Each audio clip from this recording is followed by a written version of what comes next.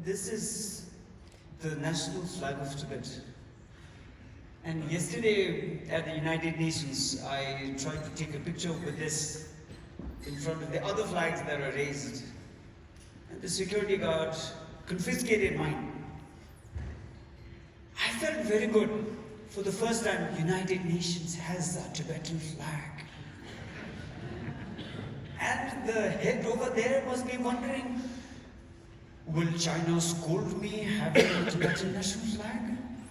And this guy whose flag is not coming here to take it away. So United Nations today, this morning, is a little confused. This flag was first created in 1916, in the middle of First World War, when half of the world were not independent. They were under foreign occupation. But I always believe that there is another way. It doesn't have to be like this.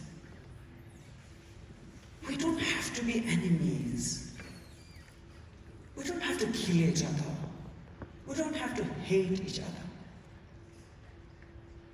You know, many years ago, I got imprisoned in Tibet.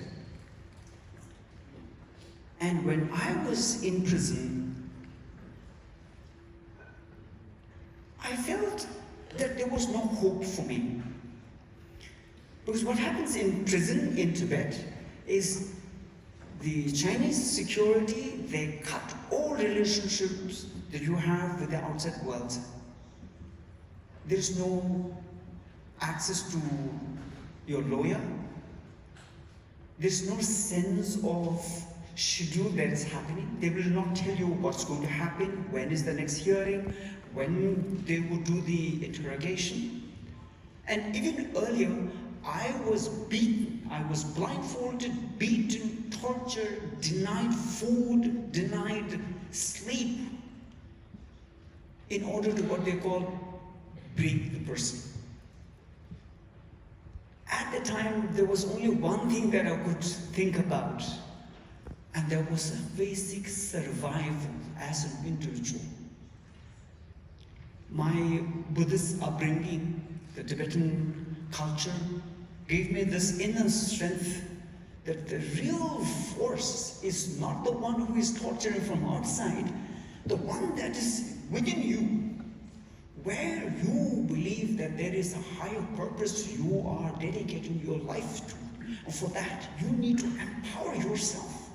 And that empowerment is not coming from your anger or hatred or desire to revenge. No, nothing like that. In fact, sympathize with the enemy who is undergoing a period of weakness, being angry, hating you, greedy over your wealth. Friends, I always believe that there is another way. It doesn't have to be like this. We don't have to be enemies. We don't have to kill each other. When China first invaded Tibet in 1949, just after the end of the Second World War, just after the beginning of United Nations, when most of the countries were at that time just beginning to become free and independent, that was the time when China invaded Tibet and they killed thousands and thousands and thousands. But internationally, people were mostly not aware. And those who were siding with China.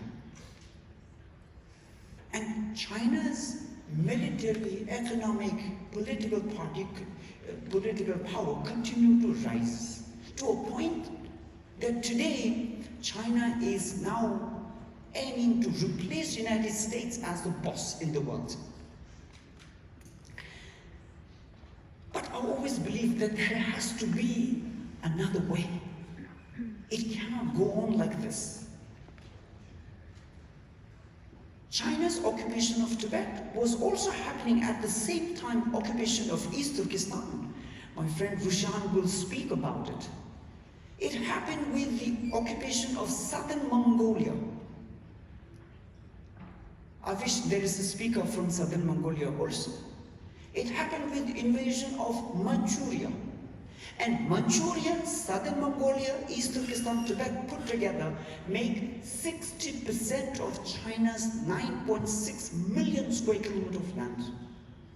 Friends, 60% of today's China's landmass is occupied country. It's based on the same model of former Soviet Union.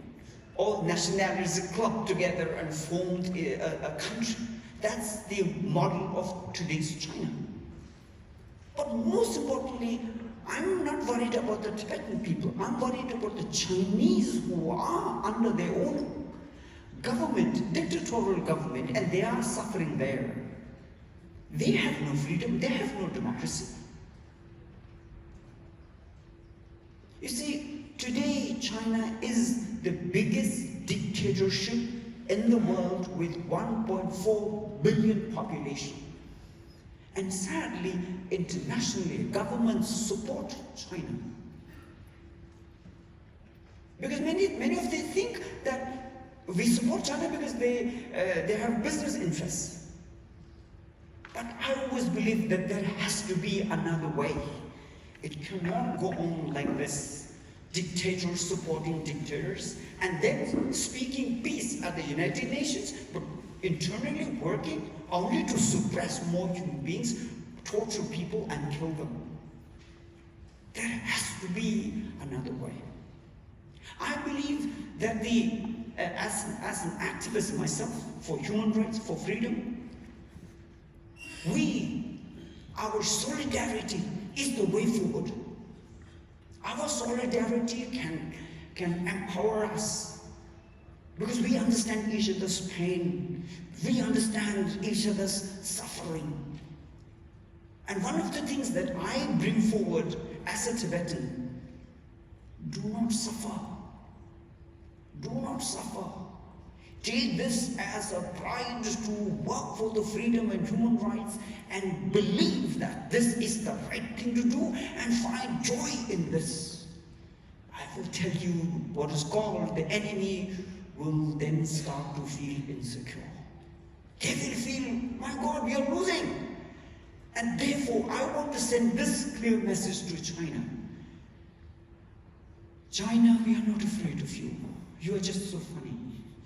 You think your weapons and political power and all that, whatever you're doing in Tibet, mining, bombing mountains and mountains and taking away lithium, gold, copper, and feeding made in China production and then selling it to the rest of the world, that's not a model for you. It's not going to give you any happiness. In fact, your own people are ready to rise for another revolution.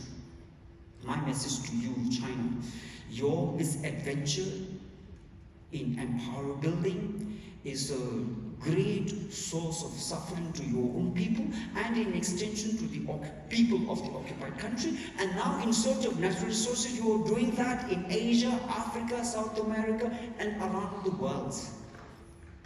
And the blue monster you are rising into, it is not in the interest of peace in the world. Now is the time for China to reflect and bring genuine peace and happiness to your own people and people around the world. My time is coming to an end. Towards the end, I want to express my gratitude to Switzerland, because this is one country who had accepted Tibetan refugees in 1960, when Switzerland was not even connected to Tibet. And my most humble gratitude is to India, who is hosting His Holiness the Dalai Lama and 100,000 Tibetan refugees in India. India gave us hope that we will be free and independent. And I believe in this. We will be free and independent, and peace will once again rise. China will only be our neighbor. Thank you.